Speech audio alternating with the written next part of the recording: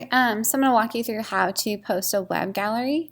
So the first thing you need to do is go to laduli.com and then you'll scroll to the bottom to where it says login right here.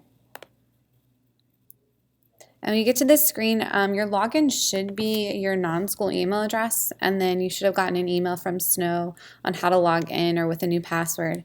If you get to this page and you're struggling, you can't log in, just email me and I'll reset your password for you. All right, once you're logged in, you're going to come over here to Stories and you're going to click New.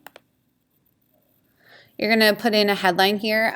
So our headlines are made up of a subject and a verb, and they're in the present tense. So for an example, Practical Arts holds career fair. So here's our subject, Practical Arts. Oops, we need to capitalize that. Holds career fair.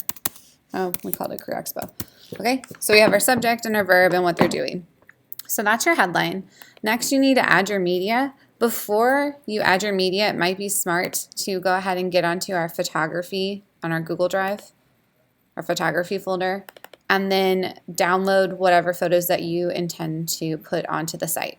So if you shot, let's see, I'll just pull something up. Let's say you shot Julia and her YouTube photos or whatever. Click the ones that you want to put on the site. These are all pretty much the same, so obviously don't do that. But you would download just these photos. So download. Those will download, and then once you have them downloaded onto your desktop, go ahead and save them to your desktop because that'll be the easiest way to get them uploaded onto laduli.com.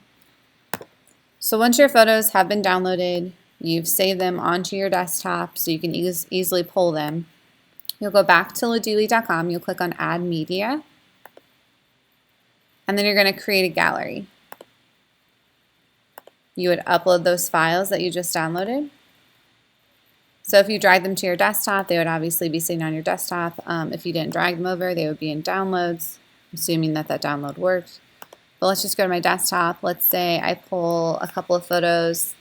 Let's say so these are from the career fair. I'm going to pull 5 photos from the career fair. Those are going to upload, and as they upload, you'll start to see like little check marks. That means it's been uploaded. Once an image has been uploaded, it's so important that you put a caption in. You need a caption for every image that you put up. I know that sounds like a little much, but you need to say who's in the photo, who's doing what, like what's some information. So for this first photo, let's say his name is let's say Senior Josh Laney walks into the career fair. And then you would put in the date on Friday, January, I don't know, whatever date that was, 14th.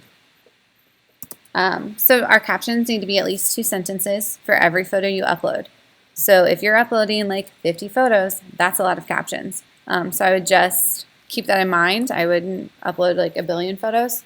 And if you're like, let's say you do a photo gallery of a bunch of basketball players, you could just keep like the basic information the same for each caption. So maybe like my first sentence is the Practical Arts Department hosted a career expo for students on Friday, January 13th. What you could do in theory is just copy this first sentence and put it in all of these.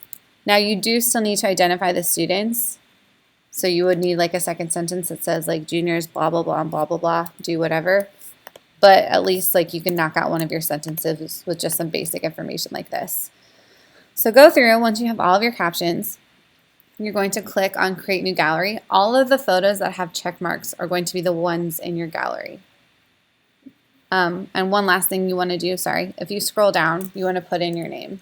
So photographer's name goes right here.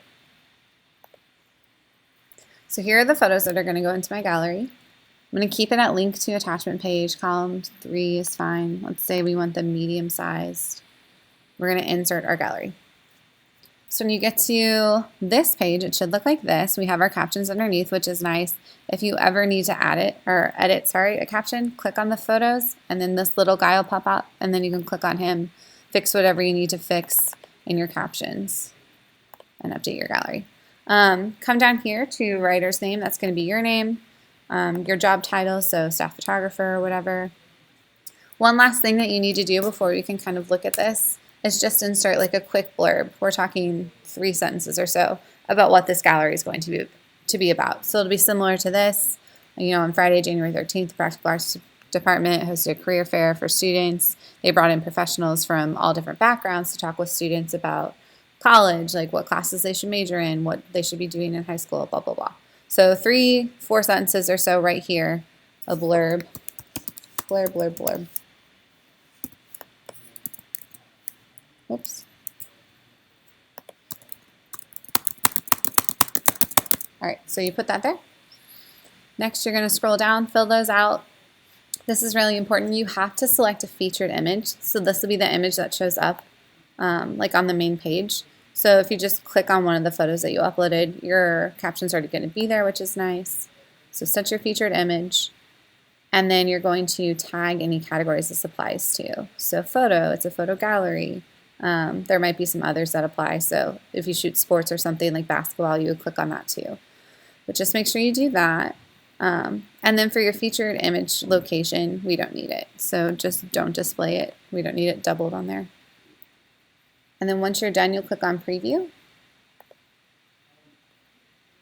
And it should show you what your page is going to look like. So here's your blurby. And once you click on it, this is why you need captions for every photo, because they show up on the side here.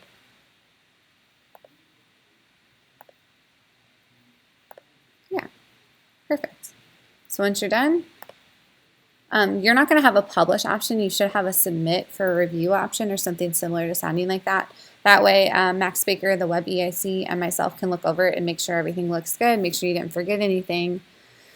And the one last thing is you guys need to make sure that you have these photos uploaded within 2 days of shooting them.